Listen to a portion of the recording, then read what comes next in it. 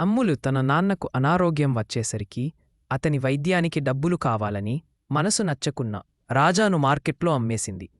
కొత్త యజమాని రాజాకు ఆకులు పండ్లు నీళ్లు ఇచ్చేవాడు. కాని రాజా తినలేదు.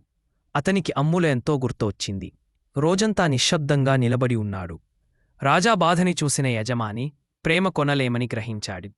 గ్రామస్తులతో మాట్లాడి డబ్బు తీసుకోకుండా రాజాను తిరిగి అమ్ములకే ఇవ్వాలని నిర్ణయించుకున్నాడు.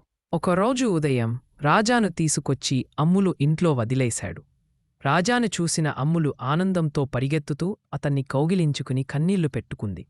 నీమీద ఉన్న ప్రేమ నాకు అర్థమైంది. రాజా నీతోనే ఉండాలని ఉంది. డబ్బు అవసరం లేదు. అతన్ని నువ్వే చూసుకో. ఆ మాటలు విని అమ్ములు కన్నుల్లో ఆనందం నిండిపోయింది. ఆ రోజునుంచే అమ్ములు రాజా ఎప్పుడూ విడిపోని స్నేహితులయ్యారు. అమ్ములు కొండలమీద ఆకులు తిని గాలిలో ఆడుతూ రోజంతా సంచరించేవారు. వారి స్నేహం అందరికీ ఆదర్శంగా మారింది. మన ఇద్దరం ఎప్పుడూ కలిసే ఉంటాం నా ప్రియమైన స్నేహితుడా. అమ్ములు చెట్టు కింద కూర్చుని రాజాను తడిమింది. రాజా నెమ్మదిగా తన ప్రేమను వ్యక్తం చేశాడు. వారి స్నేహాన్ని గ్రామం ఎప్పటికీ మర్చిపోలేదు. అమ్ములు కథ అందరికీ నచ్చిందనుకుంటున్నాను.